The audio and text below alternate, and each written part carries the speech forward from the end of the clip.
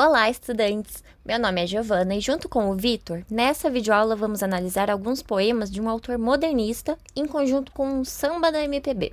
Apesar de aparentemente distantes no tempo, essas obras apresentam várias similaridades. Entre elas, a presença das figuras de Rosa ou Roseira. Outra semelhança está no fato de terem sido feitas em momentos históricos de trauma coletivo. Então, antes de entrarmos nos textos, vamos procurar entender o conceito de trauma.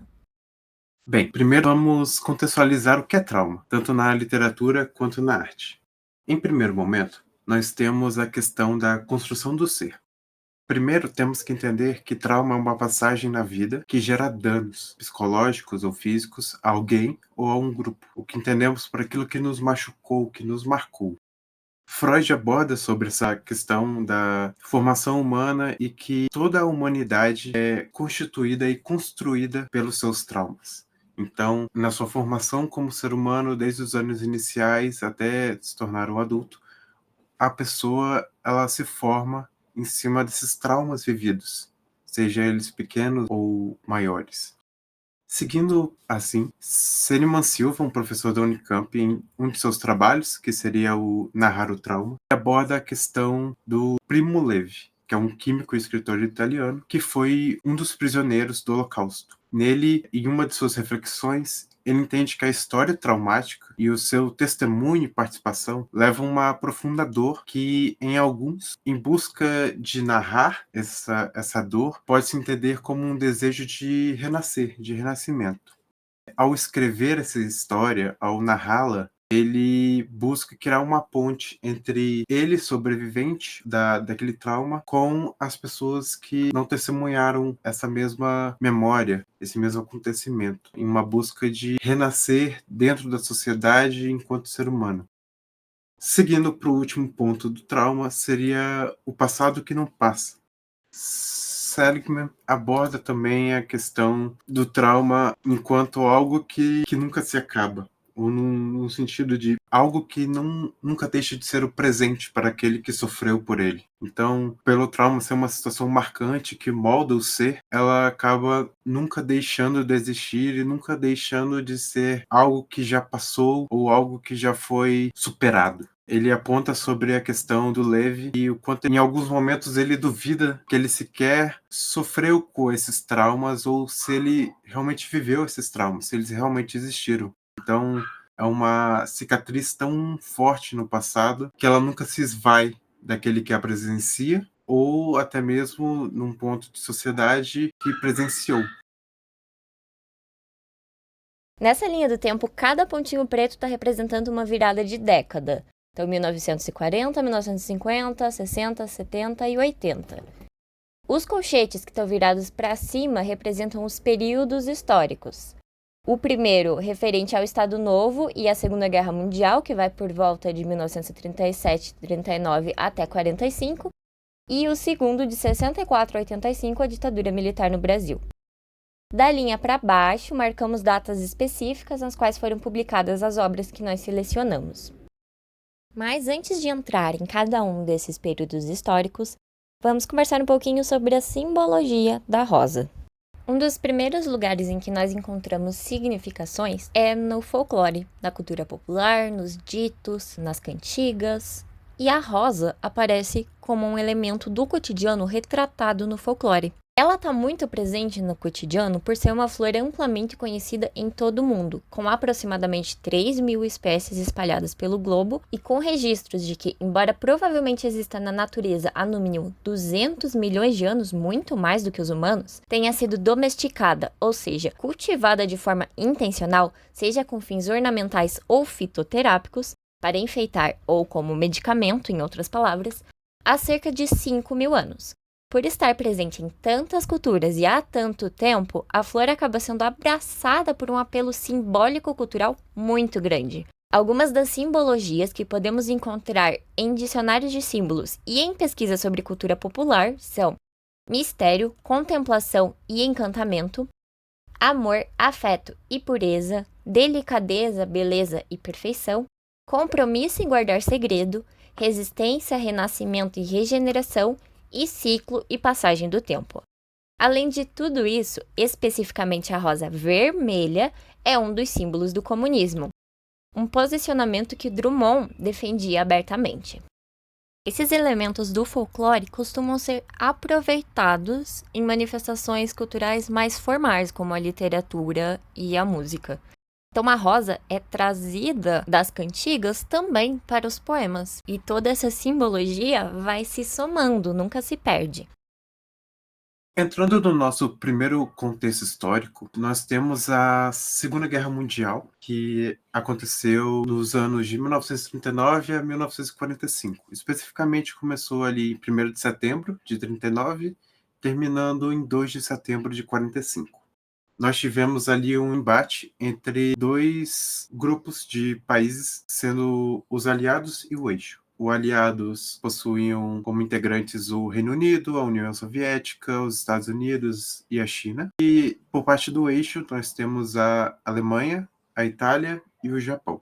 Como o nome diz, sendo a Segunda Guerra Mundial, ela foi uma guerra que teve uma escala muito grande de soldados e de pessoas que foram afetadas, tendo diferentes fontes que dizem diferentes números. E uma dessas fontes diz que houve 45 milhões de mortos, 35 milhões de feridos e 3 milhões de desaparecidos. Então, em um aspecto apenas das pessoas diretamente afetadas, já chegou perto da casa dos 80 milhões, 90 milhões, sem contar com a questão dos afetados de forma indireta, seja os familiares, os conhecidos, as cidades e o local onde ocorreu a guerra, os diversos locais, né, onde ocorreu a guerra. Tem 3 pontos específicos que são muito claros dentro da Segunda Guerra Mundial, os 3, digamos assim, os maiores traumas dessa guerra.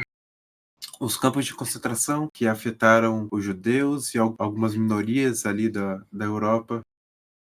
A bomba atômica, que afetou grande parte da população japonesa, destruindo 2 cidades inteiras.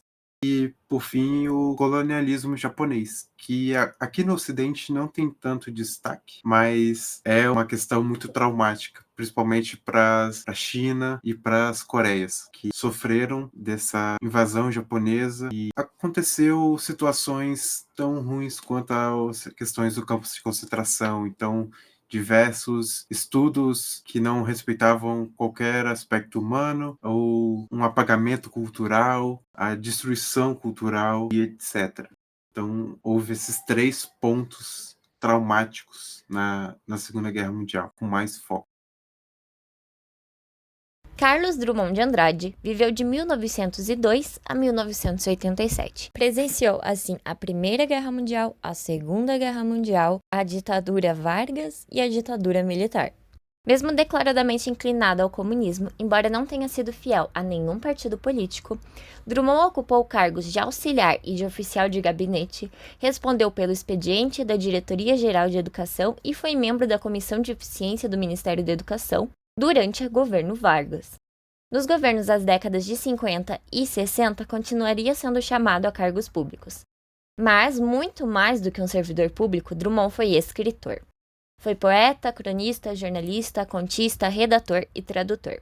É pela sua poesia que Drummond é hoje conhecido como um dos principais nomes da segunda geração do modernismo brasileiro. Ao contrário da postura adotada pelos artistas da primeira geração, que buscavam negar os valores das correntes artísticas que antecediam ao modernismo, Drummond não compra briga com nenhuma escola literária. Então ele faz uso das inovações trazidas pela vanguarda, mas não deixa de articular a isso recursos estéticos presentes em movimentos anteriores. Com 55 poemas, A Rosa do Povo é o livro mais extenso de Drummond. Também é considerada a sua primeira obra madura e ainda a de maior extensão do lirismo social e modernista. Ao longo do livro, destacam-se como temas constantes a arte como resistência, com o poeta sendo consciente da própria construção de ideologia pelo poema, a visão da arte autêntica como geradora de impacto na sociedade, a intertextualidade e o dialogismo, com um poeta que sabe que não está sozinho, pois conversa com todos os poetas de antes e de depois. A metalinguagem também é constante, ou seja, o poema trata do poema. além de pessimismo, descrença e desesperança, insegurança e incerteza, porém com descontentamento pelas injustiças e valorização da expressão pela arte. Há apelo ao grotesco e a construção de uma espécie de esperança crua, pela qual a expectativa acontece pelo pessimismo. A própria desesperança é o que move a ação. A vitória acontece em cima do grotesco. Alguns elementos que são repetidos: cotidiano, rua, povo, identidade, cidade. E são feitas críticas ao capitalismo, modernidade, urbanização, mecanismos de controle, conformismo e violência. O primeiro poema que vamos abordar de Drummond vai ser o Mais Viveremos. Já não há mãos dadas no mundo. Elas agora viajarão sozinhas, sem o fogo dos velhos contatos que ardia por dentro e dava coragem. Desfeito o abraço que me permitia, homens da roça percorrer a estepe, sentir o negro, dormir a teu lado, irmão chinês, mexicano ou báltico. Já não olharei sobre o oceano para decifrar no céu noturno uma estrela vermelha, pura e trágica, e seus raios de glória e de esperança. Já não distinguirei na voz do vento trabalhadores univos, a mensagem que ensinava a esperar, a combater, a calar, desprezar e ter amor. Há mais de 20 anos caminhávamos, sem nos vermos, de longe, disfarçados. Mas a um grito, no escuro, respondia outro grito, outro homem, outra certeza. Muitas vezes jogamos ver a aurora e sua rosa de fogo à nossa frente. Era apenas na noite, uma fogueira. Voltava a noite, mais completa. Nessas primeiras 6 estrofes, nós temos já uma abordagem direta da questão da guerra. Drummond, logo ali na primeira estrofe, já fala sobre essa questão da separação do soldado para com a família dele, ou com o passado, ou com aquilo que lhe era importante. O soldado não mais tem aquelas pessoas ao lado dele, a sua vida ao seu lado. Ele tem que desistir disso e seguir para a guerra ou o campo. Ele perde essas questões da sua coragem e daquilo que te dava coragem, daquilo que era especial para ele. Ele abre mão daquilo. Ele continua sobre essa questão de deixar a sua vida para trás. Ele cita o homem da roça, o percorrer a estepe, sentir o negro, dormir a teu lado. São todas situações do dia a dia que ele não vai mais sentir, porque agora os soldados saem da guerra. Seguindo ali para a terceira estrofe, Drummond ele cita essa questão do oceano e do céu noturno e ele aborda como a vida não é mais tão esperançosa como antes. Então ele fala sobre a questão do oceano e do céu noturno, que normalmente é uma visão que te leva à contemplação, à imaginação. Ela deixa de ser algo que aquele soldado quer. Ele não quer mais a contemplação da vida. Ele não quer mais lembrar que ele está perdendo algo ou que ele não vai ter mais futuro. Ele cita o sol como uma estrela vermelha trágica que tem seus raios de glória e de esperança. Ele cita essa questão do começo do dia como algo que não mais lhe dá o prazer de estar vivo, mas um sentimento trágico e que lhe dá um pouco de esperança, mas ao mesmo tempo te machuca. É trágico, mas ainda lhe dá esperança. Seguindo, Drummond cita essa questão que os anseios da vida não são mais necessários, anseios sociais. Acaba citando aqui Trabalhadores Univos, que é uma frase muito emblemática do comunismo e da melhora social que o comunismo prega. Nada disso mais importa, porque naquele momento ele não iria mais viver em sociedade, ele não pertencia mais à sociedade. Todas essas questões sobre qualidade de vida e sobre ser humano em uma sociedade não importam mais. Seguindo em frente, ele fala uma clara referência dessa questão do que a guerra causa. Quando você está nesse campo de batalha, nessa situação muito tensa, você sabe que cada grito ali representa uma morte, ou um ferimento, ou uma entrada para a morte de outros soldados. Então é uma certeza da morte ali a todo momento. Já na sexta estrofe, ele fala sobre essa questão da dicotomia com que podemos entender sobre o sol, ou sobre o amanhecer, a aurora, e sobre o anoitecer. O sol como uma rosa de fogo que sempre aparece ali. Como temos mais foco aqui nessa aula, ele logo apresenta o termo rosa. que é o que estamos analisando. Só que aqui ele entra na rosa não como algo do amor ou uma questão da delicadeza, mas ele cita como uma rosa que apenas machuca. Ela é feita de fogo, ela machuca em todos os seus sentidos, tanto na sua existência como no seu toque. Ele vê ali a rosa de fogo como uma lembrança de que o dia está começando e mais um dia de terror, mais um dia que a morte pode encontrá-lo e estar a vir. Logo depois ele cita a questão da noite, da fogueira. Ele até fala de uma forma não tão dolorida. E ele cita a fogueira e a noite como se tivesse passado por um desafio. E que toda noite ele sente esse dia sendo completo. Ou esse dia, ele conseguindo sobreviver ao dia. Demonstra como o sol é algo que ele teme e que é algo que machuca ele, enquanto a noite é algo que o completa ou deixa aliviado. E que dificuldade de falar! Nem palavra, nem códigos. Apenas montanhas e montanhas e montanhas. Oceanos, oceanos e oceanos. Mais um livro, por baixo do colchão. Era súbito, um beijo, uma cadeia. Uma paz sobre o corpo se alastrando. E teu retrato, amigo, consolava. Pois às vezes nem isso. Nada tínhamos, a não ser essas chagas pelas pernas. Este frio, esta ilha, este presídio, este insulto, este cuspo, esta confiança. No mar estava escrito uma cidade. No campo, ela crescia. Na lagoa, no pátio negro. Em tudo onde pisasse alguém, se desenhava tua imagem. Teu brilho, tuas pontas, teu império. E teu sangue, e teu bafo, e tua pálpebra. Estrela. Cada uma te possuía. Era inútil queimar-te, cintilavas. Hoje, quedamos sós. Em toda parte, somos muitos e sós. Eu, como os outros, já não sei vossos nomes, nem vos olhos na boca, onde a palavra se calou. Já nesse segundo ponto do poema, Drummond começa a falar primeiro sobre essa questão do constante destino do soldado, que é apenas avançar. Ele repete montanhas, montanhas, montanhas, oceanos, oceanos, oceanos, como se o soldado estivesse passando por várias montanhas e por vários oceanos, como se estivesse sempre avançando e sempre tendo que avançar, nunca tendo um fim. Fala sobre essa questão do soldado ainda se agarrando ao pouco que lhe resta da humanidade, sobre o seu interesse pela arte e sobre a sua procura dessa paz ou desse sentimento de ainda ser humano. Ele entra num aspecto do amigo que entende que o outro está tentando conter essa humanidade dentro de si. E logo depois ele cita que às vezes nem isso os soldados tinham. Às vezes eles só tinham as chagas, os machucados, os ferimentos para levar no frio, no insulto, no cuspo, na confiança. Na confiança que aquele momento é para um bem maior ou é uma luta que o soldado deve ter. Ele começa a citar alguns locais que o soldado passa. Onde pisasse alguém, desenhava a tua imagem. Aqui ele entra um pouco nesse aspecto da morte. Aonde quer que o soldado passasse, aonde quer que houvesse humanos ali no campo, a sua imagem era desenhada, então a morte estava presente.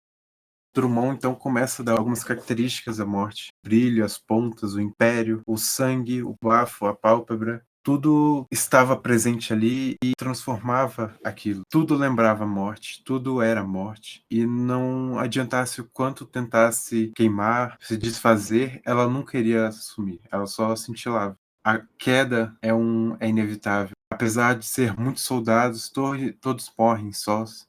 Todos são abandonados. Os nomes são abandonados. A humanidade é abandonada. A humanidade do soldado é abandonada. Resta apenas o silêncio. Resta apenas a morte.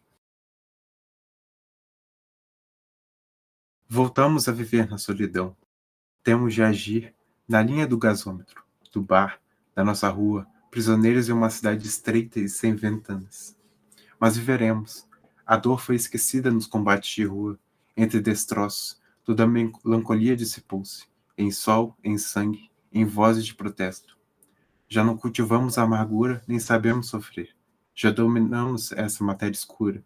Já nos vemos em plena força de homens libertados. Pouco importa que dedos se desliguem e não se escrevam cartas, nem se façam sinais de praia ao rubro coraçado. Ele chegará. Ele viaja o mundo. E ganhará, enfim, todos os portos. Avião sem bombas entre Natal e China. Petróleo, flores, crianças estudando. Beijo de moça, trigo, sol nascendo. Ele caminhará nas avenidas. Entrará nas casas. abolirá os mortos. Ele viaja sempre, esse navio, essa rosa, esse canto, essa palavra. Aqui, Drummond já volta a abordar essa questão do campo de batalha.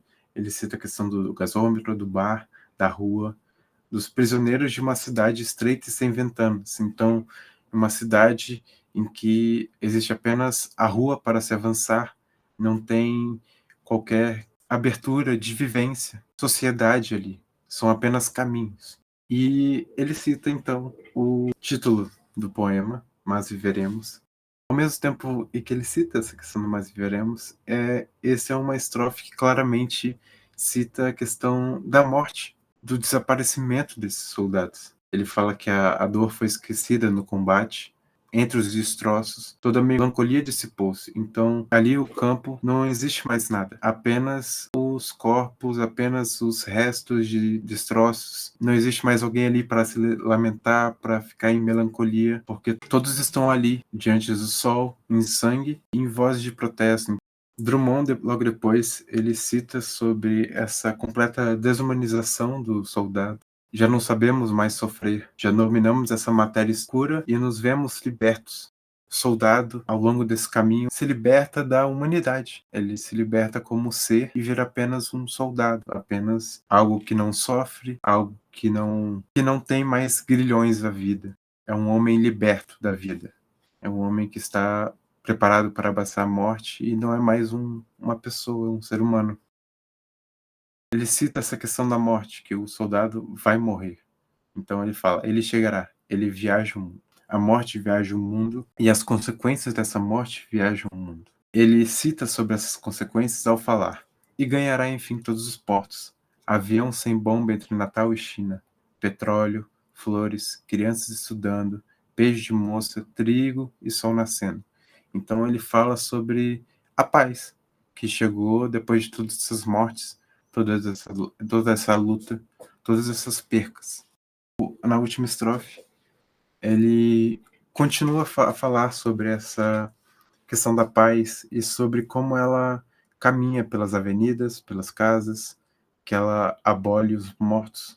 Então, ela se liberta numa questão de que os mortos pela guerra não mais acontecerão, então no sentido que a guerra acabou, mas também no sentido de esquecimento, porque depois da guerra os soldados são apenas números muitas vezes e acabam sendo esquecidos e só lembrados pelos seus familiares, aqueles que continuaram com essa memória, com esse trauma.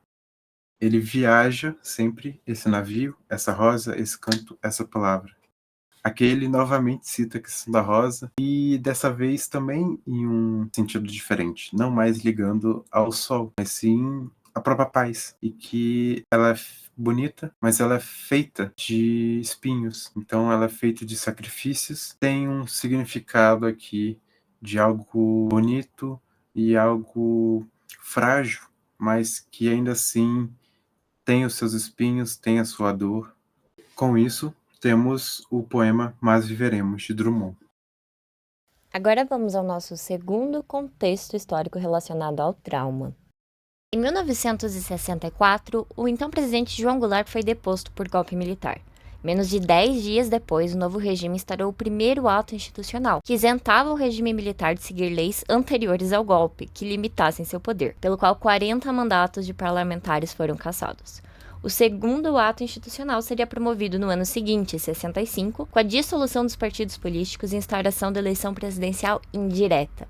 Em 66, seriam promulgados os atos institucionais número 3, pelo qual o regime determinou como também indiretas as eleições para governadores, e número 4, a ação pela qual Castelo Branco convocou o Congresso extraordinariamente, a fim de revogar a então Constituição de 1946 e instaurar um novo documento constitucional, que ficou conhecido como a Constituição Liberticida, uma ideia mesmo de veneno na liberdade, justamente por ter um teor muito autoritário. Até 1969, seriam promulgados ao todo 17 atos institucionais, além de 59 atos complementares e 20 decretos-lei. Mas o mais conhecido, cuja instauração marca o início dos anos de chumbo na ditadura militar, que se estenderiam até o fim do governo Médici em 1974, foi o AI número 5, que foi promulgado como uma resposta violenta às manifestações operárias e estudantis que marcaram o ano de 1968. Esse decreto concedia mecanismos de opressão praticamente irrestritos ao presidente, como fechar o Congresso Nacional, assembleias e câmaras de todo o país, cassar mandatos em quaisquer instâncias, suspender direitos políticos e confiscar bens, em punição arbitrária ao que considerasse crimes políticos, decretar estado de sítio e escolher demissões, aposentadorias, etc. O AI-5 ainda foi conivente com práticas de tortura, isentando os representantes de quaisquer responsabilidades, porque previa que os acusados de crimes contra a segurança nacional não teriam direito a habeas corpus, seriam julgados por tribunais militares, não teriam direito a recurso e os atos decididos com base no próprio AI-5 não poderiam ser questionados pelo judiciário. Havia ainda uma verdadeira máquina de repressão, com aparatos governamentais legitimando a censura, a tortura e a caça aos opositores políticos. No que diz respeito à censura, a Lei da Imprensa entrou em vigor já em 1967, enquanto a Divisão de Censura de Diversões Públicas viria a ser promulgada em 1972, oficializando cada vez mais a censura. Entre 1974 e 1985, temos o período da redemocratização ou abertura política no Brasil, uma transição entre a ditadura militar e a democracia. Gradualmente, o poder deveria voltar aos civis e essas práticas de censura e repressão foram também se suavizando. Contudo, não foi um processo linear e houve muita controvérsia entre os próprios militares, que se dividiam entre a linha dura e a linha moderada e tinham pontos de vista opostos em relação a essa redemocratização.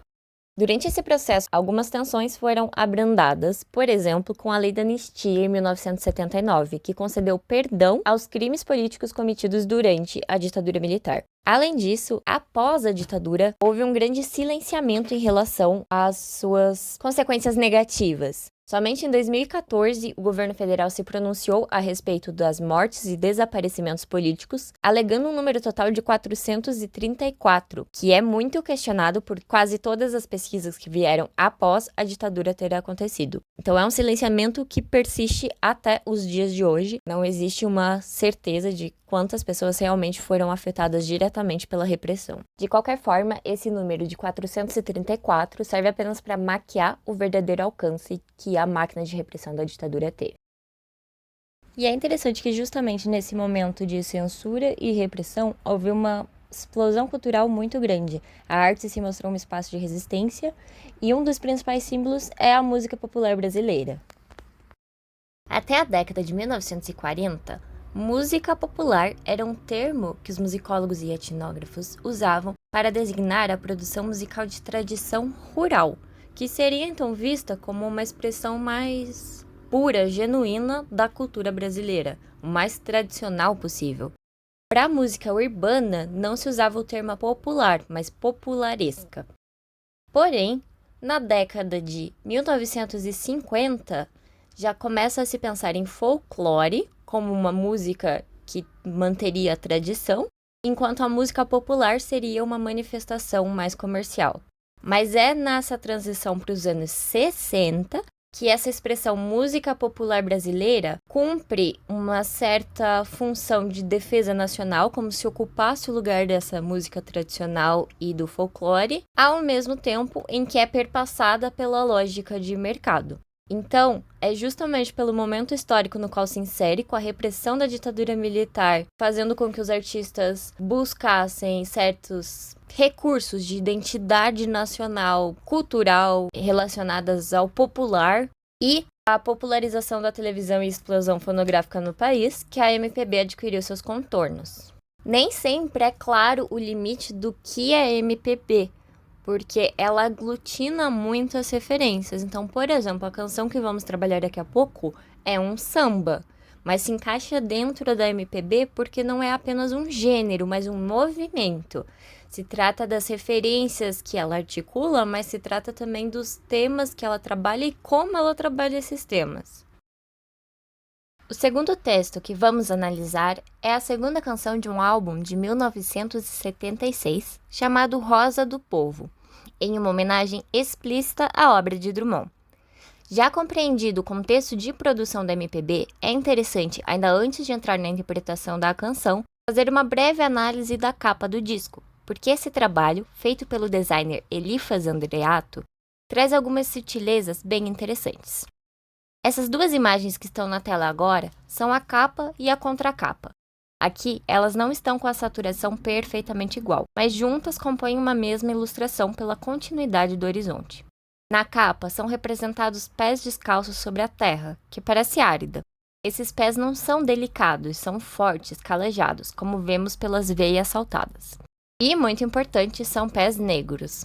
Eles servem de apoio para que uma roseira se embrenhe e cresça.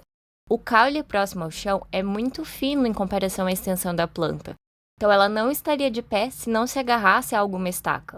Enquanto o caule se enrosca, essa canela que serve de estaca também sangra pelos próprios espinhos da flor.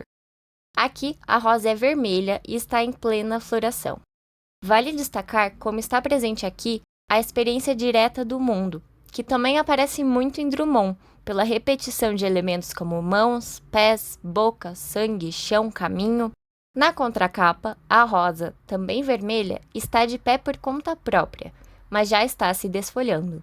Há ainda um sapato social, que destoa das calças simples que vemos na capa, que são curtas e desfiados. O texto do lado esquerdo da contracapa é a ficha técnica do disco e do lado direito estão os agradecimentos. Agora, veja que interessante o miolo. A parte que aparece solta é a capa do encarte, com as letras de todas as canções. E essa parte que se abre é o verso da capa e a contracapa que acabamos de ver. É também ali que se encaixa o próprio disco de vinil. Para a arte do encarte, o designer recriou a própria contracapa, mas fazendo um cenário noturno. Dessa vez, a rosa não está de pé, mas caída e até pisoteada. No entanto, agora está florida. E não há mais apenas um pé de sapato, mas vários sobrepostos e de diversos modelos, não somente o social. Podemos aqui lembrar do sapato como um símbolo de alforria e ascensão social dos negros libertos. E no miolo, encontramos mais um cenário noturno, com uma rosa, não mais vermelha, mas colorida. Ela teve o seu caule cortado e sangra, mas há um nó tentando estancar. Mesmo ferida, a rosa continua florida e em pé. No canto inferior da ilustração, tem uma dedicatória a Drummond em forma de poesia.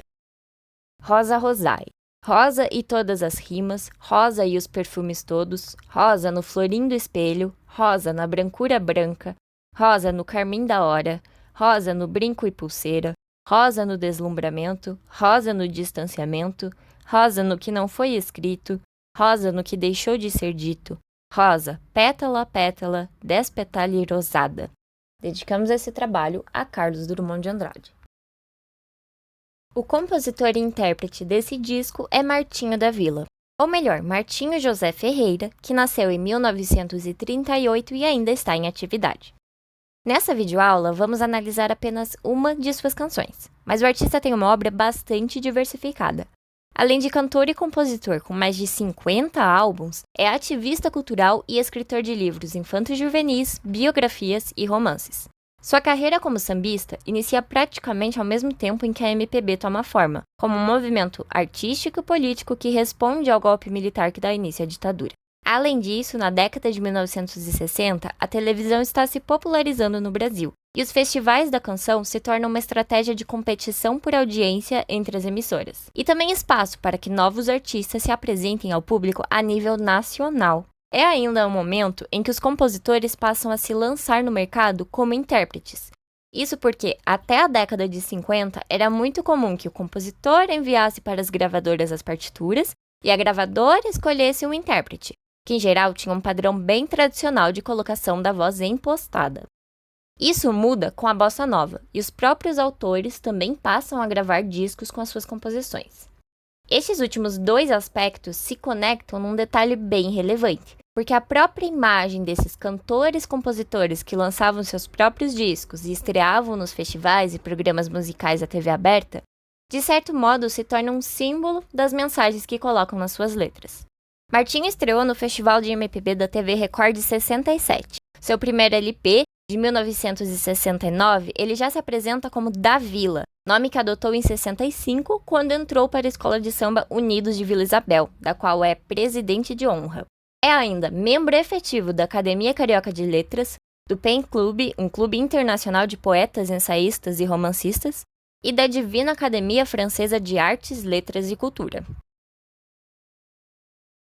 A música com a qual escolhemos trabalhar foi composta e lançada em LP em parceria com João Nogueira, 3 anos mais novo que Martinho da Vila, mas que infelizmente faleceu no ano de 2000. João Nogueira se dizia representante do samba de calçada e começou a carreira em blocos carnavalescos. Ao contrário de Martinho, não participou dos grandes festivais de TV dos anos 60, mas atingiu enorme alcance midiático a partir da década seguinte. Entre 1972 e 1998, lançou quase um disco por ano. Contudo, João se manteve crítico à indústria cultural e foi defensor ferrenho da identidade do samba. Assim, em 1979, fundou o Clube do Samba, confrontando as tendências de discoteca que se popularizavam no Brasil. Inicialmente, seria apenas um encontro regular para praticar e exaltar a cultura brasileira, mas já no ano seguinte, o clube passou a ter seu próprio bloco de carnaval, e a partir daí, sambas de enredo originais, muitas vezes discutindo questões sociais relevantes. Em 2012, sob a gestão da família do agora já falecido João, é fundado o Centro Cultural João Nogueira, e desde 2013, o Clubinho do Samba oferta aulas de canto, cavaquinho, teatro, violão, percussão e capoeira para crianças e adolescentes de escolas públicas. A canção do álbum Rosa do Povo que mais dialoga com Drummond é João e José, segunda faixa do lado A. Não podemos reproduzir a obra no vídeo para não infringir direitos autorais, mas vamos deixar o link para o áudio na descrição. Eu vou apresentar a letra, mas eu realmente sugiro escutar a canção inteira antes de acompanhar a análise. Na primeira parte da canção, José, Martinho, traz uma provocação para João. Ô João, seu xará batizou Cristo, Cristo batizou João, lá no Rio Jordão, lá no Rio Jordão. Se João também soubesse quando em junho é seu dia, viria do céu para a terra todo cheio de alegria. Soltando foguetes, João, fazendo festejos, e tanta fogueira que queimava o mundo, diz a lenda, que queimava o mundo, diz a lenda, que queimava o mundo. Por falar em mundo, João, como vai o mundo, João? Esse nosso mundo, João, que é de todo mundo, João. Anda, João, vamos, João, diga, João, fala. A segunda parte consagra o diálogo entre João e José. Fica bem mais fácil de entender ao ouvir as diferentes vozes, mas eu tentei representar pelas cores o modo como essa conversa é construída. Em preto estão os versos cantados por Martinho, José. Em marrom, por João. E em laranja, pelo coro, que entra para constituir a estrutura de samba de partido alto, que é justamente a repetição de um verso pelo coro, enquanto o solista puxa novas ideias. Não tá mole não, José, esse mundo louco. A televisão mostra sempre um pouco. Bala de canhão e bomba de troco. Bem pertinho, irmão. De onde? Lá do Rio Jordão. Bem pertinho, irmão. Lá do Rio Jordão. Mas a salvação, José, é nossa rosa do povo, que dá ao povão horizonte novo. Jogo do barão, é macaco ou leão, é rosa do povo. O nosso sambão, modéstia à parte, é rosa do povo. Esse seu sorriso, José, é rosa do povo. O Vasco, o Mengão, é rosa do povo. Rosa do violão, é rosa do povo. Então que seria, João, do povo sem rosa? Nem haveria, José, essa nossa prosa. É José, é João, é Drummond, é paixão. É o irmão, é o amor, linda flor em botão. Veja que é interessante dessa última estrofe que ao colocar Drummond no terceiro verso, eles incluem na conversa. Então, é um diálogo entre José, João e Drummond. E outra coisa interessante é o fato da linda flor estar em botão, que traz uma ideia de porvir. Ainda é necessário continuar cultivando para que essa flor desabroche. Essa canção apresenta várias relações com discursos de outras mídias. No início da obra, o João que batizou Cristo e que tem um dia em junho vem de um discurso religioso, referenciando uma passagem bíblica, bem como a festa junina, patrimônio cultural do Brasil. É ainda o gancho para o contexto geopolítico, que a televisão mostra sempre um pouco, de conflito na região pertinho do Rio Jordão. Vale ressaltar como uma canção de 76 continua representando essas relações de violência se pensada nos dias de hoje. A Rosa do Povo referencia Drummond e parece definir tudo o que há de catártico, de libertador para o povo, da arte ao esporte e até o jogo do bicho. Respiros que permitem resistir ao cotidiano e repressão. Se não houvesse Rosa do Povo, não haveria prosa, não haveria canção, não haveria diálogo. Agora, a Rosa do Violão é uma homenagem à violonista Rosinha Valença, que viveu de 1941 a 2004. Inclusive, em 2012, quando Martinho regrava essa canção com o filho de João Nogueira, o também sambista Diogo Nogueira, acrescenta a esse verso, Rosa do Violão, um que saudade. Por fim, os nomes dos personagens. Além de tanto João quanto José serem figuras bíblicas, são nomes muito comuns no povo brasileiro e, claro, compõem os nomes dos próprios compositores. Além disso, a estrutura que repetidamente isola os vocativos João, José e constrói provocações remete a outros dois textos. Um poema também de Drummond, famoso pela evocação E Agora, José, e a canção Domingo no Parque, de 1968. Agora, com tudo que já deu para entender sobre literatura e trauma, e após assistir a essas duas análises, propomos um desafio: realizar análise de mais um poema, mas por sua conta. Esse se chama Cantiga de Enganar e foi publicado em Claro Enigma, o primeiro livro que Drummond lança após A Rosa do Povo. Considere que A Rosa do Povo foi escrita durante a Segunda Guerra e Claro Enigma após o fim do conflito. Foi também nessa transição o momento do surgimento da ONU, a Organização das Nações Unidas, e do estabelecimento do Tratado de Paris, pela paz. Por outro lado, foi após o fim da guerra que se teve mais acesso às informações sobre o terror da própria guerra. Muitos detalhes sobre o Holocausto, por exemplo, eram abafados antes de 1945. Então, algumas perguntas que podem te orientar na sua análise são: você acha que essas questões podem interferir na obra de um mesmo artista que produz durante e logo após um período de trauma? De que modo você imagina isso? A seguir, faremos uma leitura deste poema desafio e, por fim, indicamos algumas referências. Desde já, muito obrigada pela sua atenção, esperamos que tenha gostado. Antes de entrarmos na leitura do poema, uma última consideração sobre interdiscursividade nesses dois versos aqui do comecinho. Eu plantei um pé de sono, brotaram 20 roseiras. Drummond faz aqui referência a uma temática que é recorrente nos poemas dele, que é do tédio e do sono do mundo moderno, e também referencia o livro anterior. Em A Rosa do Povo aparecem 20 vezes a palavra rosa. Também são citadas por 12 vezes flor e 18 vezes flores. Agora, roseira não tinha aparecido nenhuma vez, só vai aparecer aqui na Cantiga de Enganar em Claro Enigma. Interessante, né? Podemos talvez pensar que roseira se diferencia da rosa, porque roseira é o pé de rosa, é a planta na qual nasce a flor. Então, a ideia de que ele não plantou, mas brotaram, seriam de que aqueles poemas com a rosa criaram raízes e se tornaram roseiras. Você acha que isso faz sentido? Procurar esses elementos que têm a ver com poemas que você já conhece do autor pode te ajudar a construir essas relações de sentido. Então, a partir do Mais Viveremos que nós lemos no começo desse vídeo, procure achar elementos que também se repitam em Cantiga de Enganar. Esse é o ponto de partida, e agora vamos para a leitura. Cantiga de Enganar. O mundo não vale o mundo, meu bem. Eu plantei um pé de sono, brotaram 20 roseiras. Se me cortei nelas todas, e se todas se tingiram de um vago sangue jorrado, ao capricho dos espinhos, não foi culpa de ninguém.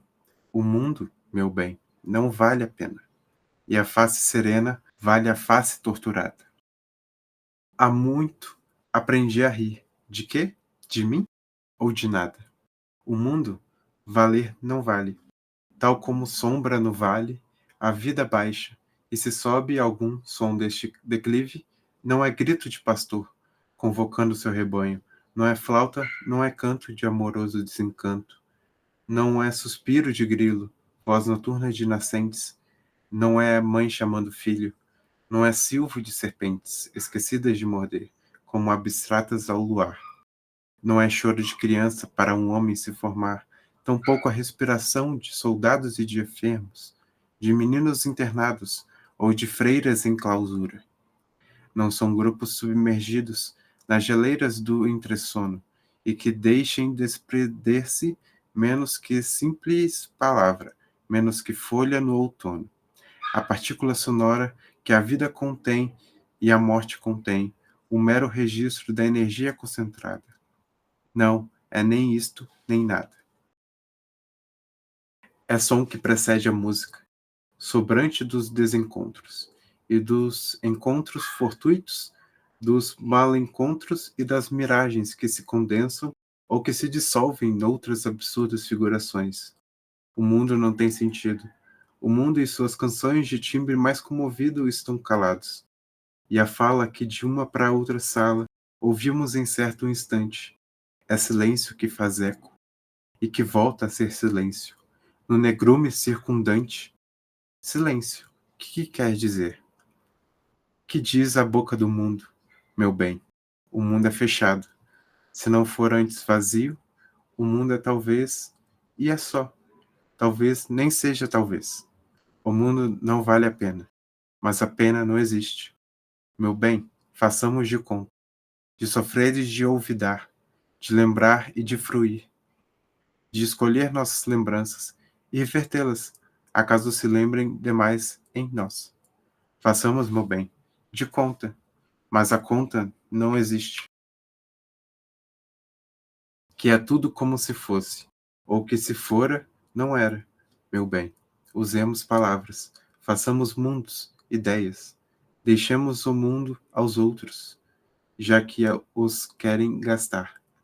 Meu bem, sejamos fortíssimos, mas a força não existe.